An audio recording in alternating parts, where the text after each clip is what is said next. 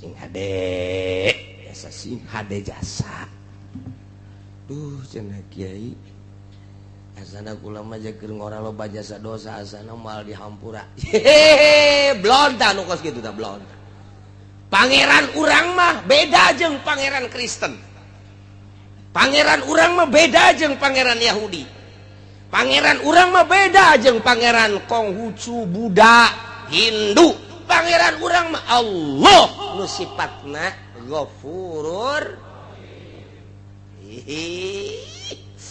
sangkirang loba dosa apan pangeranna maha Ghafur Ghafur teh hartina wazan paulun cek tukang ngaji mah segat mubalaghah maha hampura sangat ngahampura sabaraha dosa sia sakolong langit hampura ku aing pan aing pangeran tenang tenang aduh cenah baheula ngadu koprok ulah kakarak jadi tukang ngadu koprok bandar koprok di hampura aduh cenah tuh kuari bandarna teruskeun bae si blon meureun tobat asal tobat ka Gusti nu mentek nu bahaya mah mutuskeun rahmat eta tah ulah ngalamun bae di imah duh dosa aing mah gede jasa ya terutama maling lah sana aing mal dihampura deuk maling di bae eta blon da jelema inna rahmati wasi'at kullasyai inna rahmati sabaqat rahmat kaula ngaleuwihan tina seluruh perkara rahmat kaula geus teu heula urang mah boga pangeran teh maha Ghafur asal urangna tobat ka Gusti Allah Subhanahu wa ta'ala ketika urang mabok baheula pernah zina baheula naudzubillah min zalik bogo judi mah di mana aya topeng lenong di dinya urang main koprok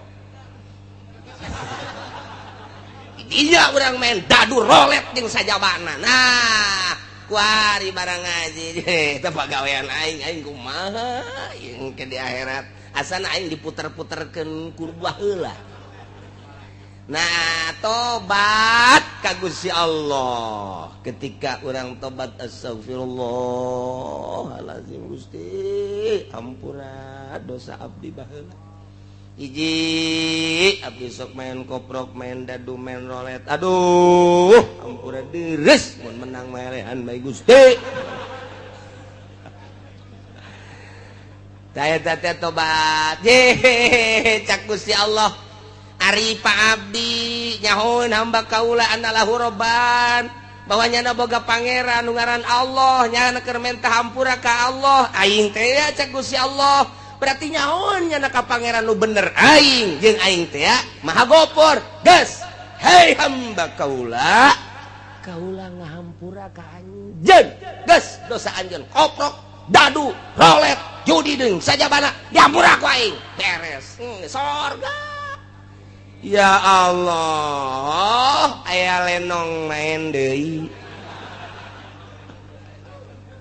aduh cek Gusti kabar bisa geus tobat ka aing main deui bae blon teh budak menang minggu malam minggu judi malam Senin tobat deui ka Allah astagfirullah astagfirullahaladzim Gusti nyahoun nyana boga pangeran nyana ngaranna Allah sok ngahampura kuari siak keur menta hampura ka dihampura kuari geus salamet malam Kemis judi deui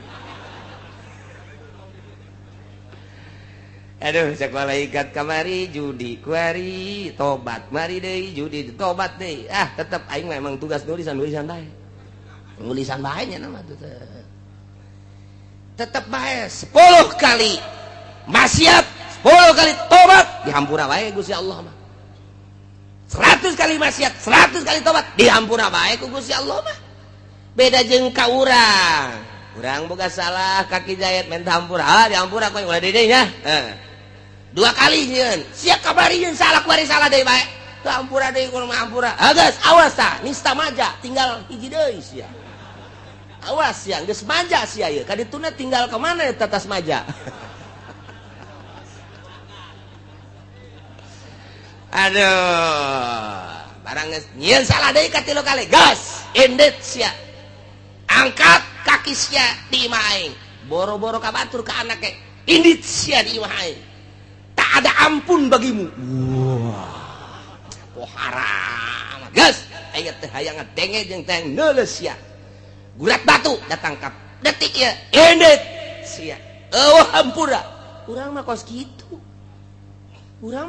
sebab kurang suka Allah mah lain urang geus bobolokot ku mabok ku zina baheula keur digawe di pabrik sok nyokotan sapatu sabelah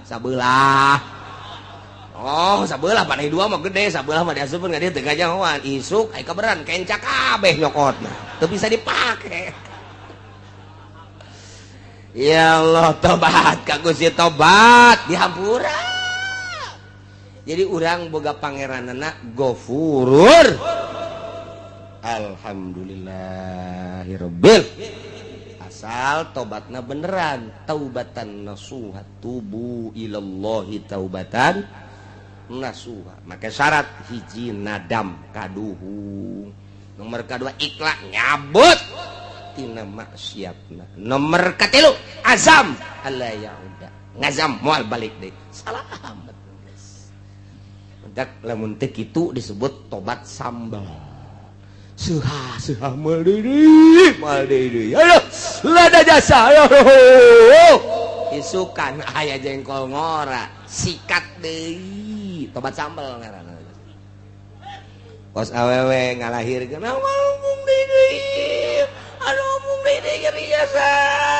Menang 40 pe huhahe melendung deui. Tobat sambal lu pas gitu kan. Aduh, Masya Allah. Dihitung-hitung deh, geus 14 anak. Eleh, kotok ngileung-leung. Oh, masalah sih. Katerusanana ieu. Wa huwal qahiru fawqa ibadihi wa yursilu 'alaikum hafazah. Berarti Gusti Allah teh maha luar biasa lantaran ilmu gaib aya di Gusti Allah kuncina eueuh saurang-urang acan nu nyaho nu ngaheeskeun Gusti Allah anu ngahudangkeun Gusti Allah nu ngaleumpangkeun digawe Gusti Allah kemudian paeh terakhir ge nu ngamaehkeunana Gusti Allah deuk saha deui atuh nu leuwih ti Gusti Allah jamal aya nu mantak wa huwa Gusti Allah teh al-qahir anu ngalindih anu maha kuat anu ngelekeun luhur Gusti Allah fauqa ibadihi ngaluhuran seluruh hamba ulah macam-macam Allah nu ngaayakeun ti eueuh apa aya hiji perkara nu aya teh tanpa diayakeun ku Allah moal aya menang eueuhkeun Gusti Allah apa aya hiji perkara lain dieueuhkeun ku Gusti Allah moal aya nu ngayakeun barang nu aya langit katut eusina bumi katut eusina Gusti Allah nu ngaeueuhkeun perkara nu geus aya nang Gusti Allah al-qahir fauqa ibadi sing hade jeung Gusti Allah mah nu ngaayakeunna Allah nu ngaeueuhkeunna Gusti Allah wa huwal qahiru fauqa ibadi anu ngahirupkeun Gusti Allah numehkeun Gusti Allah nyehatkeun Gusti Allah ngageringkeun Gusti Allah nyugihkeun Gusti Allah nyusahkeun Gusti Allah makirkeun ngamiskinkeun menang Gusti Allah kabeh eueuh nu kaluar ti Gusti Allah wa huwal qahiru fauqa ibad apa aya nu lain nang Gusti Allah eueuh cenah dokter nu nyehatkeun dokter lagi modal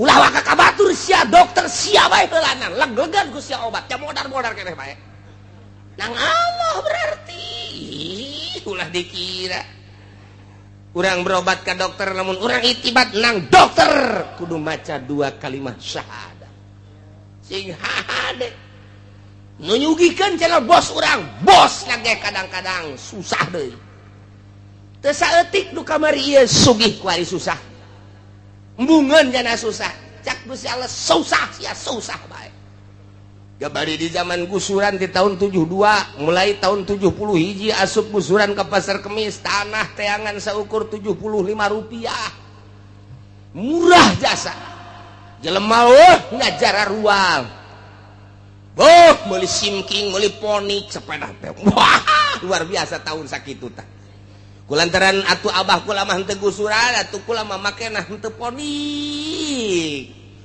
henteu simking makena mobil mau sepeda nu gede teh bae. Nu gede teh kadang-kadang mah berat ku sepeda, moal mawa sepeda aing geus. Eta, wah, kabelah dieuna, wah, mari motor. Belah dieuna makin naik harga tanah, meuli mobil. Oi, belah dieuna pisan. Di tahun 80 ka dieu, wah, eta luar biasa jelema ngajualan tanah. Meuli angkot aya nu 30 aya nu 20 hirup keneh nu kamari boga angkot 40 kuari teu boga sapeda aja moal dibejakeun jelema ge aya kuari di dieu tadi ge sasalaman jeung kura iya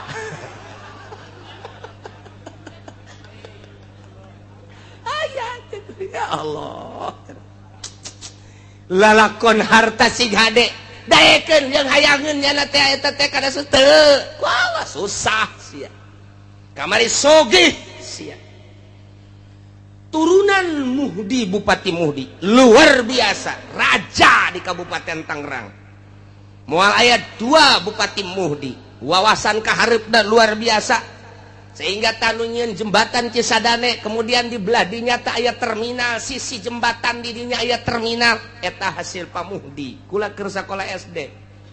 Begitu datang gubernur Jakarta dicacat ku gubernur. Cak gubernur teh Pak Muhdi pikirannya terlalu pendek. Ini paling 10 tahun. Kita berwawasan harus 50 tahun ke depan. 10 tahun penuh ini di sini. Jangan di sini Cak Leli buat terminalnya. Walaupun enak sekarang 10 tahun bener baik. Nah iyalah gubernur Jakarta sakara. Ali Sadikin. Oh, ulah naik yang siapa? Ali Sadikin. Wawasanna luas, oh benar. Tapi di alam, sebab naon? Nyana menciptakan sebuah terminal anu luar biasa strategis. Nah, di daerah Gondrong, Cipondoh asup kadinya, di Pasar Kemis, Balaraja asup kadinya. Soal strategi diakui, tapi soal ke depan paling 10 tahun. Baheula kula inget bae istimewa. Pak Ali Sadikin memuji Pak Muhdi. Sugih Pak Muhdi teh, eureun. Jadi bupatina pelepas teu kudu dicaritakeun ku ari. Masya Allah keluarga. Terus kebelah dia namun ku kula dicaritakeun ketua DPR Tangerang di zaman harita. Nyaho kula. Kok bisa nyaho? Babaturan abah kula berangkat ke Mekah pada tahun 75.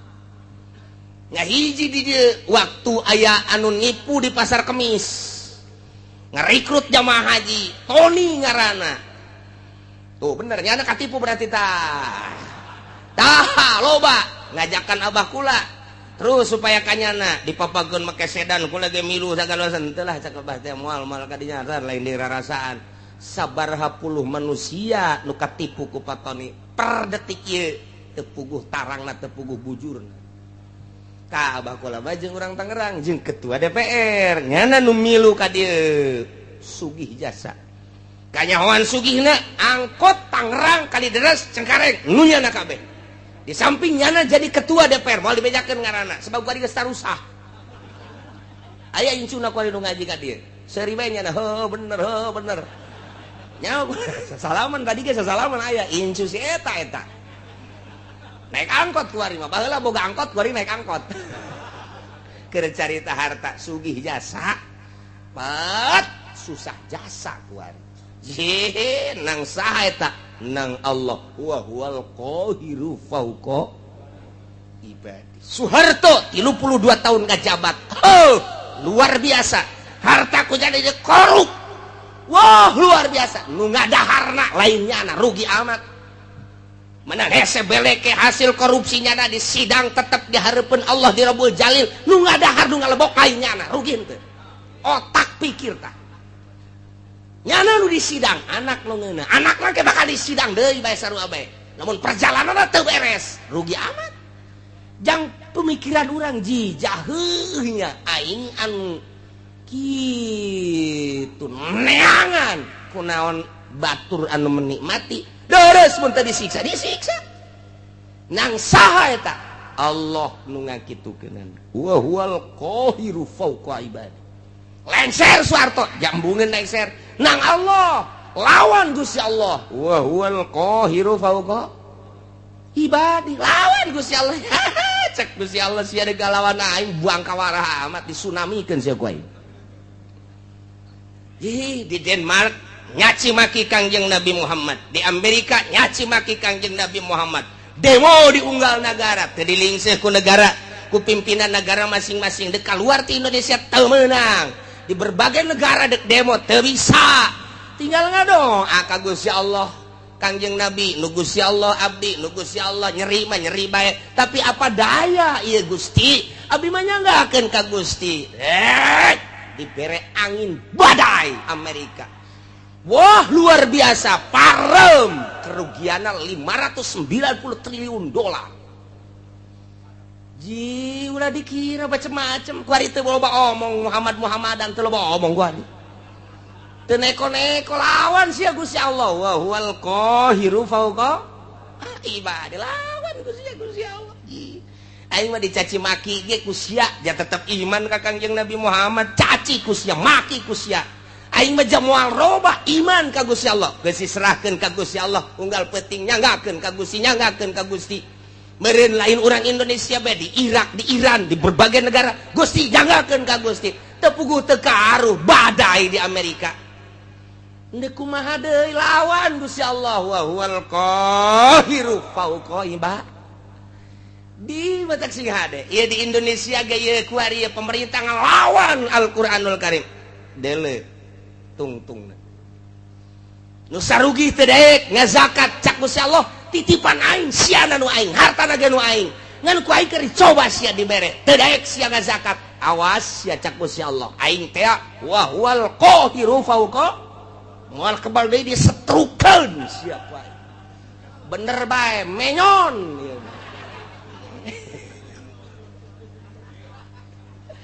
nu menyon ka katuhu nu menyon ka kenca nu leumpangna ingkleug-ingkleugan janu sugih eta teh ku sebab teu daek zakat rasakeun sia Allah ma wa huwal qahiru fawqa ibadi wali Allah ma asal geus teu daya teu upaya geus gado ajang bangsa jeung umat nyanggakeun ka Gusti jadeg ngalawan kumaha tuh dek ngalawan kumaha aja bejana asal ngalawan rantai jeung teu puguh pamimpin namun puguh pamimpin mah siap sadajan di rantai ge pamimpin ieu teh anu endek arah jujur jeung adil doa bae ka Gusti ngadoana ngan teu meunang menta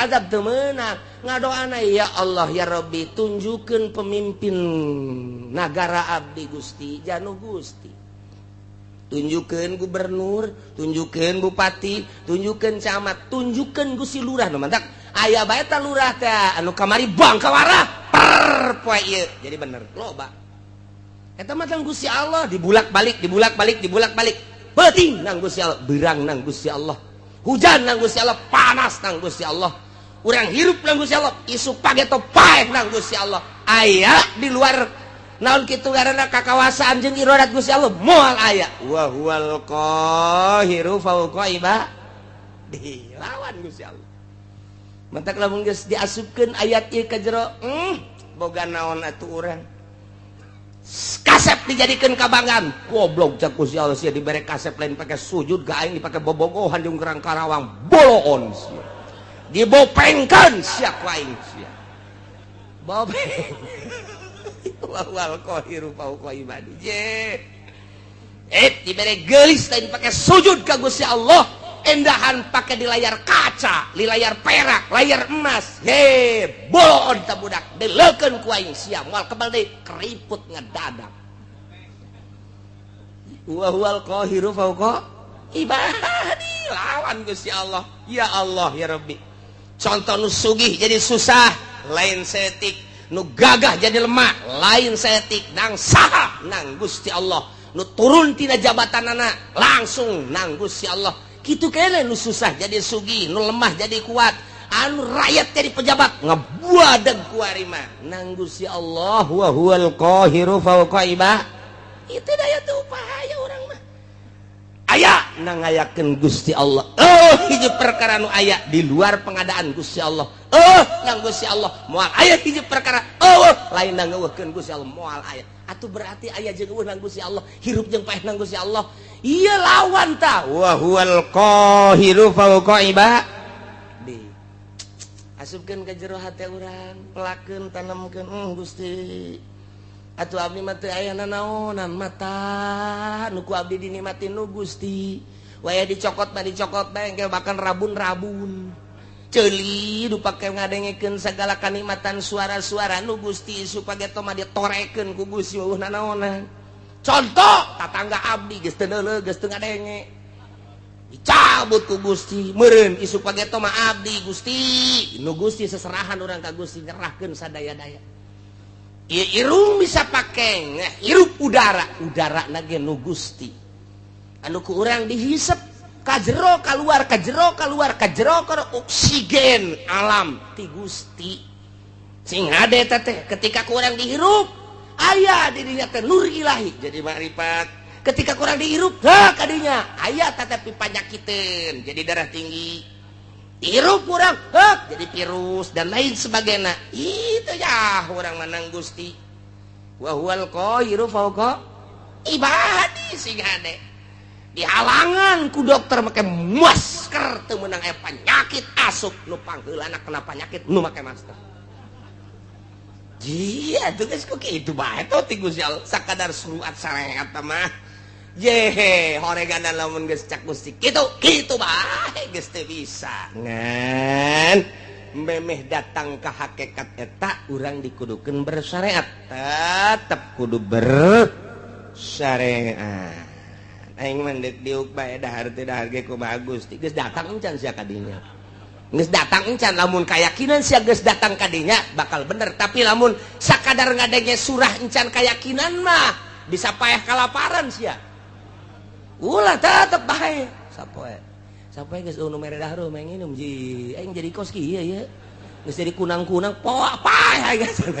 kurang keyakinan sebab naon sia keyakinan ka Allah na melalui naon coba heula mentak teh mah kudu ditungtun ku guru thariqah untuk mencapai hakikat lantaran make contoh-contoh kapan ji keyakinan teh aya ilmu yakin aya ainul yakin aya hakul yakin lamun urang geus datang ka hakul yakin dicontohan ku cak-cak teu kudu hese Imam Syafi'i mah dina hikam nya mah nyonton make cak-cak urusan rezeki teh kumaha cak-cak cicing bae iber henteu ka mamana henteu nu datang dahareunana ka nyana atuh nanaonan tareungit datang ka nyana coba jeung panyakit eta reungit nyanana cicing bae cak kunaon tuh reungit ka dinya caplok pan eta dahareun nu datang ngaranna dahareun tah mun urang geus boga kayakinan model cak meunang cicing bae urang geus lamun aya kiai cicing bae kiai cak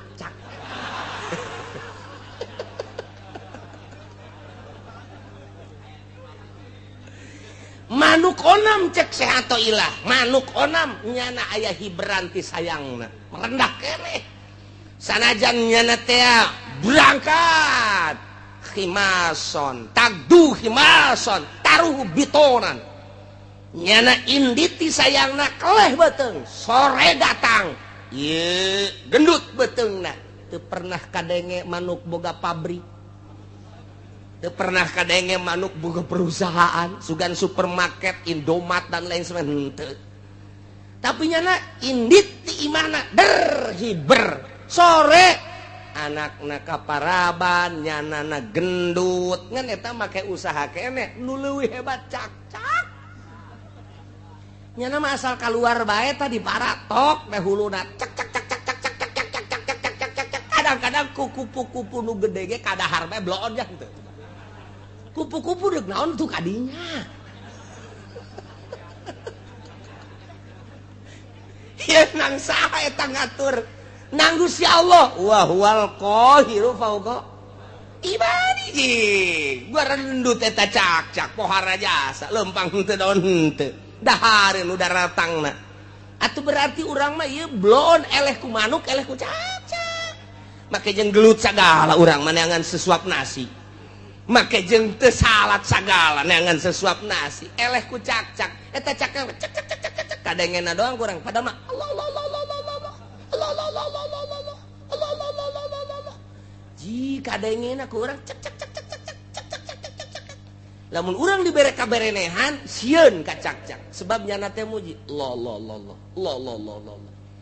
urang lamun keur hees kieu aya cak haju urang dibere kaberenehan Allah sial nyinggung aing sial sia Allah-Allahan aing kerek bloon sial bisa dipaehan ku urang cak tak eta geus kitu teh eleh ku cak urang waduh si atoh ilah mah geus pohar jasa hese urang nyaritakeun ilmu hakikat lamun eueuh si atoh ilah hese tah dibere contoh ku Syekh Athaillah teh datang henteu sia kayakinan sia kadinya datang ka manuk maka ikhtiar keneh ngan sakikituna datang ka cak geus ikhtiar sama sekali urang datang ka mana kudu aya nu nungtun mimiti ngaji heula supaya aya ilmu geus aya ilmu ngaranna ilmu yakin ye bener ye naik dilaksanakeun supaya datang ka ainul yakin sageus datang ka ainul yakin dibere deui hak jadi hakul yakin geus datang ka hakikat di dinya nikmat hirup geus datang ka dinya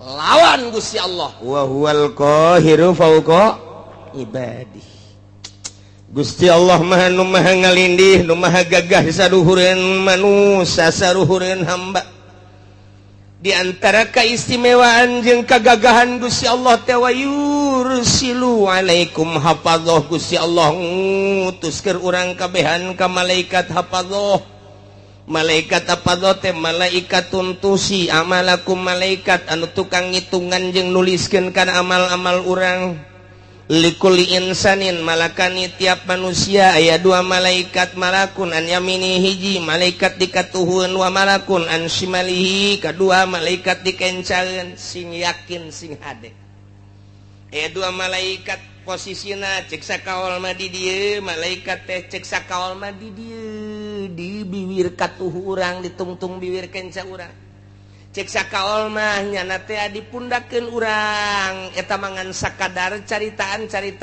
beuki ka jero nu jelas aya dua malaikat yakinkeun deuk di mana bae posisina hiji katuhu nu hiji dikenca nu belah katuhu teh ieu nyana tukang nyatetan anu bararagus faida amilah hasanatan katabaha sahibul yamin di mana orang berlaku baik ditulis ku malaikat nu aya di katuhun urang salat urang puasa urang zakat urang ngaji urang sedekah anu kanyahoan amal urang mah kanyahoan kabeh ku malaikat moal aya anu kaliwat kecuali nu aya di qalbu urang malaikat ge teu nyahoeun pokona mancak di dieuna ge pancak di dieuna tah malaikatun tusi amalakum pagawean berarti pagawean zahir dicatat kabeh jang diangsongkeun engke ka Gusti Allah do bakal ditimbang teh ya catatan amal urang engke bakal timbang catatan amal urangna ngajedog di dinya di mana-mana beramal goreng wa idza amila sayiatan qala sahibul yamin li sahibis shimal di mana-mana urang sebagai manusia ngalaksanakeun kagorengan cek malaikat nu katuhu bebe jaka malaikat anu kenca isbir ulah waka dicatet heulana ulah waka cek malaikat nu kenca pannyana ieu geus maksiat heula la'allahu yatubu minha sugan bae nyana tobat geus ulah waka dicatet karunya engke di akhiratna masyaallah waharajas ketika beramal bagus langsung catet tapi ketika beramal goreng malaikat nu katuhu nganasehatan isbir ulah ka jatuh ulah ka cak nu kenca padi geus beramal goreng nya keula lalahu ya tubuh boting tobat ke abeh ulah aya catetanana oh geus tunggu aya ki haji ngebonceng si mbak cak anu katuh ulah ka catet ulah ka sabar heula nan sabar oh tobat beres balik Ki Haji seserian mantap jasa terus sabar apa ya sampai sapeting sampai sapeting nyana teh masih seserian kan ya kakarak cak nu kencak mah ya catet atuh geus ku situ mah catet tapi lamun berangnya ngabonceng Simba ngabonceng Lampung putih gede adat penting nata sisa Gusti aduh renganan eta lain mah rom Gusti haram nyana nyekelan kacang keng abdi aju ku abdi direm susuna karasa katonggong aduh eta jahenya gede cenceknya na susuna sotobat Gusti ka Gusti moal deui tuh teu dicatet kumaha teh cenah cak nu kencat geus tobat geus coba boleh catet lamun datang ka isuk deui nya teh tak datang ka perlakuan nya datang ka ngalakukeun can tobat ya catat Masya Allah mendak sing ade dua malaikat na ieu lah wa yursilu alaikum hafazah dua malaikat jadi akhirat buku urang aya dua hiji nu belah katu nu hiji belah kanca dihijikeun dibuka satu persatu tet salembar demi lembar salembar demi lembar salembar demi lembar tenden di mizan timbangan nu kanca tenden di mizan engke mizan nu katuh nu ieu mizan nu kanca nu ieu beratan buku nu mana urang naya di tengah-tengah di dinya sedengkeun timbanganana segede dunia nu deuk ditembangna segede Haji Asep leutik jasa cek urang atuh tah teu kudu gede-gede naon eta deuk nembongkeun kadahsyatan Gusti Allah buku ditimbang amal teh katuhu jeung kenca cek urang dihadapkeun ka dieu urang geus berembagan ka mana ya aduh puyang urang makanya ditonton ku manusia kabeh Haji Asep maju timbang teh cak Haji aing kumaha ieu lalakon koteng masih kena oyag-oyagan tah jelema ge mah nulukun nu kiceup-kiceup ngenca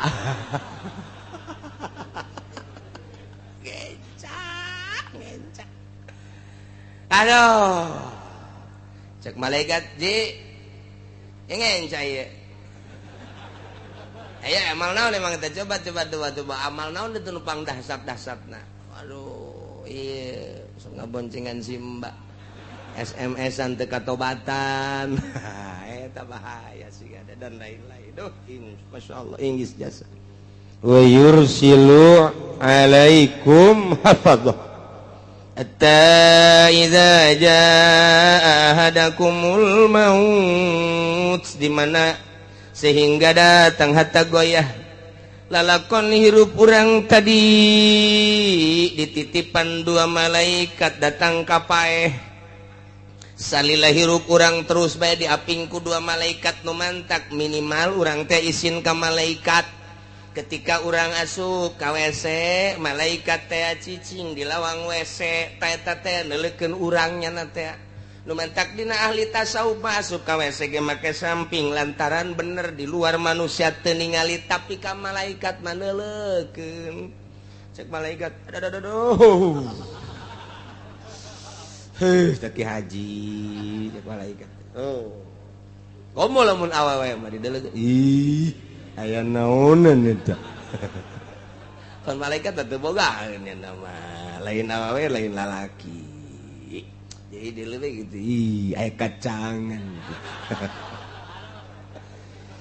Nih urang isina suka dinya sih ada mentak diuk ulah kena komo datang make naon karangaranna tilam. Nah hirup urang dititipan dua malaikat ieu malaikat raqib nu ieu ngaranna malaikat atid ta eta teh datang ka maut hatta idza jaa sehingga di mana datang ahadakum da kasalasiji aranjeun kabe al mautu paeh tawafat rusuluna ngamaotkeun ka eta ahad yakni ka urang rusulna utusan kaula nu agung cak Gusti Allah sa malaikat nu sejen deui ta mah al malaikatul muwakkaluna biqabdil arwah, malaikat-malaikat anu diwakilkan ku Gusti Allah jang nyabutan roh-roh manusia.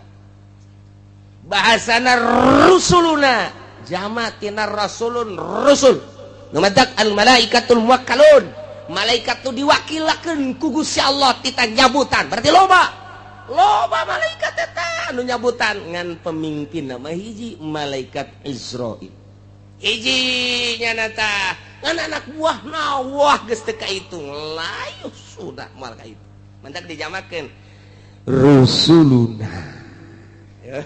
Geus aya utusan anak pemimpinna hiji malaikat Israil. Hayang nyaho sagede kumaha eta malaikat Israil. Malaikat Israil teh mun hayang nyaho kagedeanana eta teh lir teh beda jeung piring nu dihareupan ku manusia. Dunia teh segede piring, segede eblek. Jadi manehanana neulekeun sapoena 2 kali isuk-isuk jeung sore-sore. Dideleukeun ku malaikat Israil neuleuh ka Lauhil Mahfuz, neuleuh deui ka eblekna atau ka dunya. Ka sore-sore neuleuh deui, ka isuk-isuk neuleuh deui. Nu mantak dideuleuh lantaran cek boy mujahid ju'ilatil ardu limalakil maut misla tosti. Cek kieu mujahid ti Kangjeng Nabi dijadikeun bumi pikeun malakal maut ku gedena malakal maut lir teh beda jeung ngaharupan pinggan atau ngaharupan piringnya tanawalu minha hina izin. Manehanana bisa nyomotan langsung lantaran sagedena piring atuh deka mana sia dicomot atus piring atuh sagede piring geus deka mana sabaraha miliar manusia piring di jero piring malakal maut kitu percis sakumaha ngahareupan piring mah ya Allah ya Rabbi. Dunia kulluha baina rukbatai malakil maut, dunia sakabehna kaluhur 7 lapis langit kahandap 7 lapis bumi. Ieu teh baina rukbatai malakil maut aya dina dengkul malakal maut leutik. Aju manehanana ieu neule sapoe sapeting teh 2 kali neleukeun anu ragragti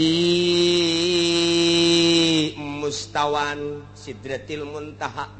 Sidratil muntaha teh hiji bentuk tangkal kayu di dinya daunna teh aya ngaranan manusa hiji-hijina. Dideleukeun ku malakal maut asal geus geus kuil saya nya Jepri geus kikituan. Tabeh kitu heula 40 poe eta geus mayit berarti tinggal ragagna doang. Tangkal sidratil muntaha nu teu kadeuleuh tungtungna ku Kangjeng Nabi saat eta. Ku gede-gedena tangkal sidratil muntaha ku malakal maut teh dideleukeun eta asal geus daunna nah dideleuh ka jelemana. Sia 40 poe geus mayit tah. Sebab geus kitu tinggal ragag. Asal ragag ngek tak jadi kuil-kuilan heula mentek Abdul Qadir waktu keur muriang teh waktu keur muriang geus daratang kabeh careurik cek Tuhan Si Abdul Qadir leuleuh ka Sidratil Muntaha dibere dibukakeun hijab ku Gusti Allah ngarannyana masih manteng keneh encan kitu encan naon katukeun kitu ngaranna naon tah ngaplek encan ngaplek. Jadi masih ajeg kene cek Tuhan Si Abdul Qadir ulah ceurik kabeh wahai para pamajikan, wahai para anak dulur kabeh lantaran abah nu ieu moal kapaeh gering nu ieu mah. Sebab tu deuleuh masih kene can ngaplek ka hiji. Nomor kadua anak abah nu ngaran Abdul Razak masih kene aya di tonggong abah. Dibere tah. Pak Haji ge engke datang ka ieu mah kitu bae. Lamun muriak malah kapaeh abah mah. Kadeuleuh di Sidratil Muntaha tuh teger keneh. Prak isukna modal. Ya nyahoan antak Ki Haji. iya nurang cerita paeh mah masyaallah. Tah mantap 40 poe ngaplek geus mait ngaranna urang ngobrol jateu muriang deui segala rupa masyaallah geus keur jeung mait. Eta teh sok aya bae teh bahasa-bahasa anu aneh, bahasa-bahasa anu mengarahkeun kana yen manehanana deuk maot. Sering bae geus kajian kumaha ge, kadang-kadang silaturahmi kaunggal dulur kaunggal babaturan anu kitu. Aya anu kieu babagi bae tah geus harta tah abah mah geus moal eta geus dibere sadar ku Gusti Allah. Asal geus 40 poe ragag tak langsung Israil.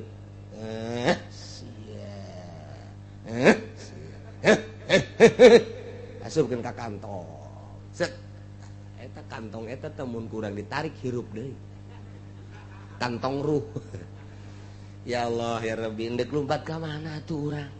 Boro-boro ku Gusti Allah fauqa ibadih al-qahir fauqa nang ngadenge malaikat mah bae kos kitu. Mentak ulah sok bloon deui urang hirup. Ya Allah ya Rabb. Tah eta malakal maut Israel jeung para penggawa para hadam-hadamna nyabut nyawa ketika geus datang ka ajalna wa hum la yufarritun moal lalawara moal sembrono sehingga kasalahan moal aya nu paeh kasalahan moal aya cak ieu ieu muriang nu ieu cager bugeun lantaran di ditu dan ieu tak cak urang salah ta malakal maut tah gigireun ieu mah nu geus geringat 3 tahun urang mah bisa kos kitu tah. Entah malakal maut itu gering-gering bae can gaplek mah di ditu tenang bae. Ngaplek kakara. Ieu sehat tinggal sehat geus gaplek. Cak malakal maut deuk ka mana sih? Deuk ka mana sih? Heuh jeung kabar sagala. Geus ngaplek bloon sia. Eta urang geus ngaplek itu mantak sing hade. Masyaallah. Eueuh nu kasalahan, eueuh nu sembrono wa hum la yufarritun. Yana yuqassiruna fiha fima yumarun. Moal aya lalawara. Naon nu diparentah ku Gusti Allah can waktuna hajar bae moal aya malaikat. Moal aya bahaya tuh. Emangna polisi di urang. Hakim di urang, jaksa di urang can waktuna ge. Hei, ieu mah geus waktuna ge lantaran nyogok. Eta teu kitu. Nya nama la yusuna ma amarallah. Geus kitu kumaha tah? Pae. Sumaruddu ilallah. Dibalikeun ka Gusti Allah. Allah teh maulahumul haq. Pengurus, Gusti, pemilik anu lurus, anu bener, pengurus anu sabener-benerna. Dek dinaon ka lieu? Liujazihib. Dek dibalas. Kuari mah urang diurus teh alah pengurusan majazi tah mah. Ke urang bebalik ke pengurus anu sabener-benerna Gusti Allah. Sakumaha nu baheula urang waktu di alam arwah balik deui urang. Ka ditu deui ka Gusti Allah. Tinggal kumaha babawaanana. Jadi di awak urang teh aya 2, nomor kahiji jasad, nomor kadua ruh. 2. Ta eta teh ngasupkeun roh kana jasad. Diserahkeun ka Gusti Allah.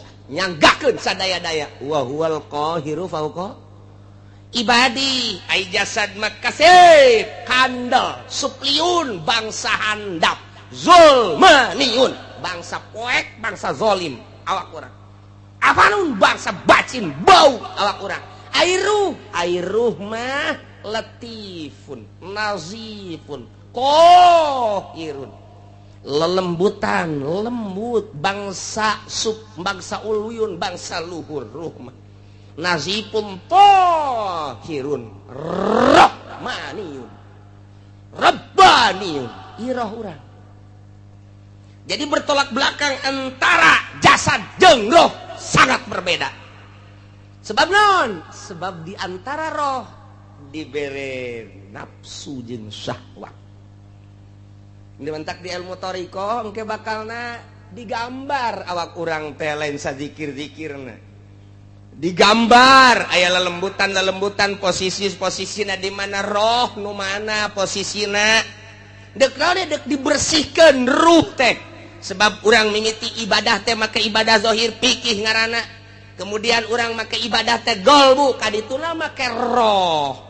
Nah ruhani urang ke manu ibadah teh nu teu kanyahoan ku malaikat hafadoh mah hancam hanya nulisan anu kadeuleu ku matanya anu kasaksian ku nyana ibadah pagawean lohir ketika geus pagawean qalbu jeung roh malaikat hafadoh ge geus teu nyahoeun hanya Gusti Allah nu mantap ketika ditimbang berat kakatuhum padahal amalna teu sabaraha malaikat ge protes Gusti jamukuna ieu sakikieuna kok bagus amat hanya aing nu nyaho cek Gusti Allah lantaran nyana nu zikir ka aing tiap nangtung tiap diuk tiap rek sare ngedeng dan lain sebagainya sia mah teu nyaho cek Gusti Allah ruhnya na ancul-anculan ka aing nu mah ibadah lamun geus make ruh bakal nikmat ibadah teh geus teu make awak deui awak basa birata mah lalagaan doang ngahareupan dahareun jang awak ngahareupan inuman jang awak ngarepan si mbak jang nu handap segitu bae tah hirup mah gitu bae tapi ketika ngaharepan bacaan Al-Qur'anul Karim qalbu ruh ketika maca sholawat qalbu ruh ketika istighfar qalbu ruh ketika urang ngaji kos kieu roh urang ieu teh keur mikir roh urang teh set roh orang narima karena keaslian bener cak roh teh kos kitu sadar hati orang dipadu jeung roh sebab di jerona aya sir nah tidinya teh bener cak roh teh kos kitu sadar benar yes, sadar kesalahan di jero majelis luar biasa tobat bener tobatan cak roh teh atuh ulah cilaka kabehan urang ke di akhirat oh nya geus tobatan bae urang ibadah bae geus ka Gusti Allah ketika urang teh ngahiji tak qalbu jeung roh teh kitu kaayaanana tah di dunia mah jasa kedeung geus urang mah ibadah bae geus ka Gusti Allah bener jasa eta urayan Al-Qur'an teh geus bener jasa cak roh teh kos kitu kaluar bae ti majelis taklim Mio di start tang ayah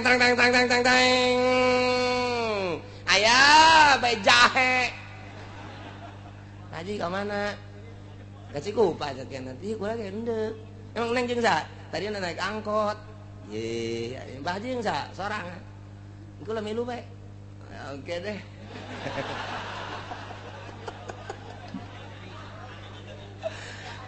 eta roh mata dendam roh tolol goblok cilaka sia cak roh cak nafsu ya cak nafsu terus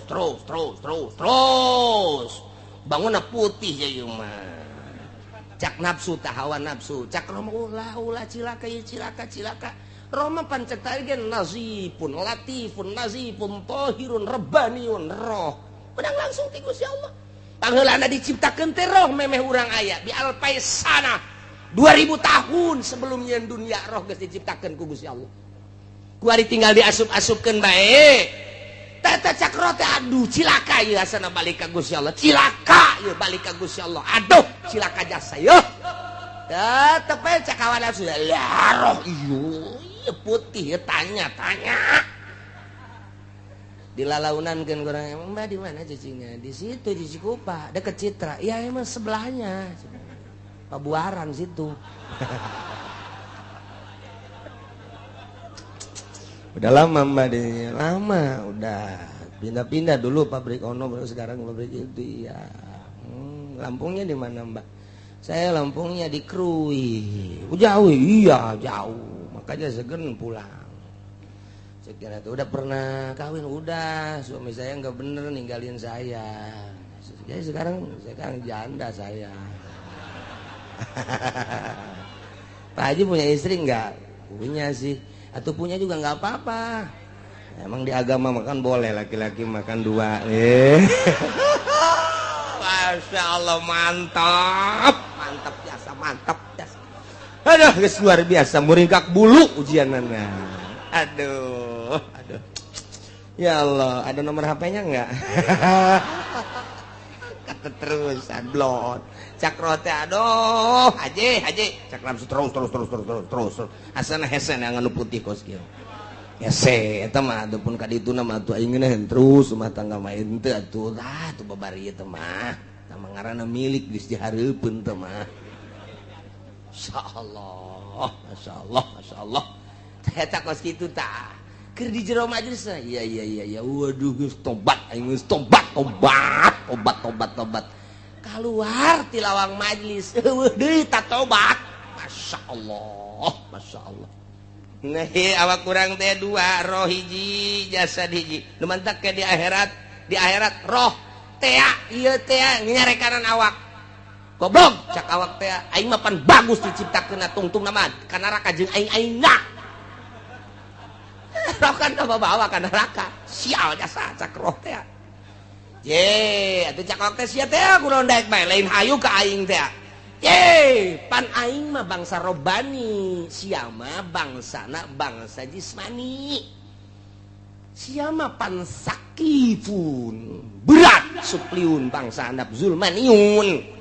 Tah, ieu teh pan ku aing jijieun alat sia teh. Aing teh teu bisa daya sebab aing mah latif, bisana aing kanyahoan aya di awak sia. Pan sia ngaji ka Cilongo. Pan harita ku aing tah eta nu bener mah ulang ngridit urang tah eta nu akur mah. Pan atuh sia kaluar di majelis aju ngridit deui. Atuh sia teh ngabejaan ribut cenah. Di hareupeun neraka ribut. Cak malaikat ulah ribut sia. Saruana. Eta mah percis bae aya jelema buta ngan bisa lempang aya jelema neuleuh ngan teu bisa lempang. Kemudian datang eta anu bisa neuleuh ngan gempor teu bisa lempang ngobrol nyana tuh di hareupeun imah Pak Haji buah bola de jasa. Buah-buah cak nu buta sia bisa neuleuh aing mah teu bisa apaan. Gua dek kumaha ge buah tuh aing moal bisa maling. Aing teu bisa, aing bisa neuleuh doang teu boga suku. Kumaha nyokotna tuh. Neuleuh bae aing saruat bisa lempang. Aing mah bisa lempang ngan teu neuleuh. Aing mah bisa neuleuh ngan teu bisa lempang. Barengan yuk bebarengan aing punggu ku sia. Ayo dipunggu. Nu gempor ku nu buta. Nu buta na ada dampak deui kebeneran. Ayo, lempang cekelah. Ngarang lagi buta ngaler ngidul oh dah geus datang ieu ka tanggal buah dialaan ku nya tak geus balik tah eta nu bakal disiksa apakah nu beuntak apa nu buta.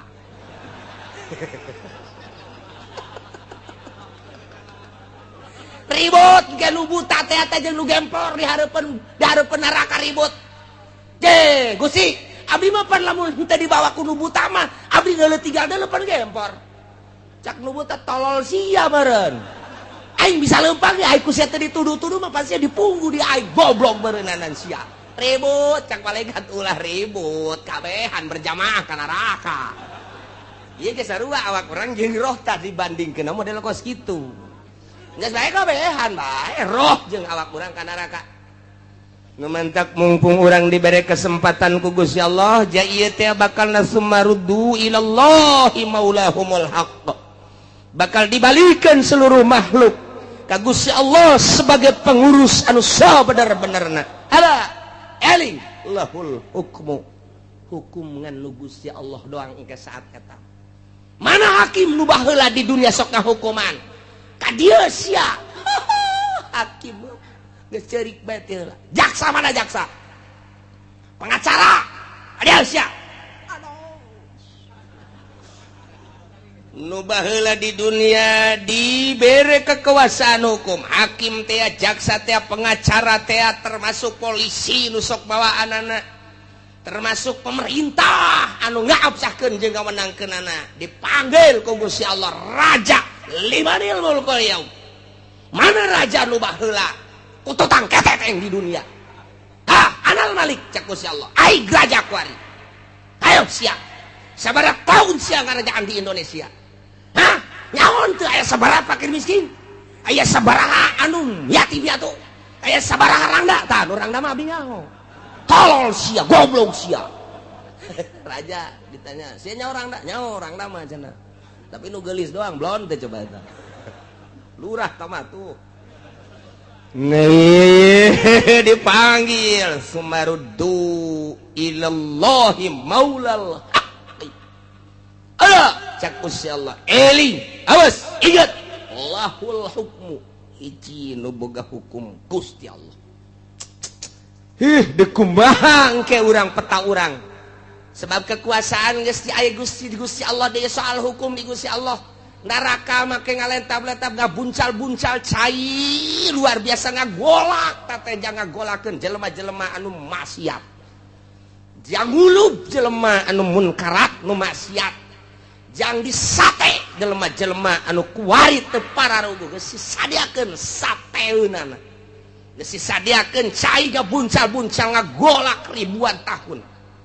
Numun dikaluarkeun ku ari seuneu sagede jarum bae ge urang modar kabehan. Engke mah dikulub gadinya krebek ku ari dasi ambay-ambaya.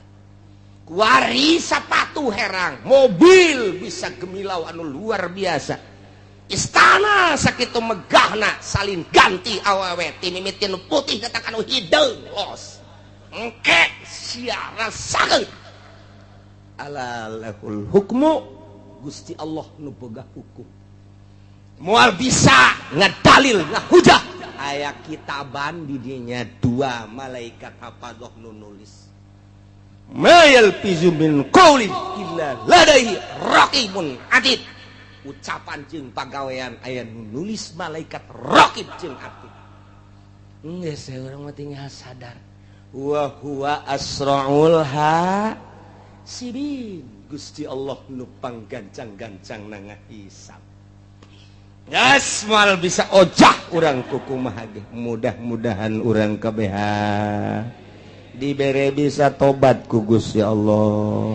Boh pamimpin urang pamarentah nu sarugihna nu daragang, petanina nu ngaulan-ulinkeun pertanian, kiai-kiaina santri-santrina pedagangna kumna mudah-mudahan urang kabehan bisa tararobat ka Gusti Allah jeung mudah-mudahan pasti Gusti Allah narima kana tobat urang sehingga urang di akhirat salamet menang ridho Allah Subhanahu wa taala. Amin ya rabbal alamin.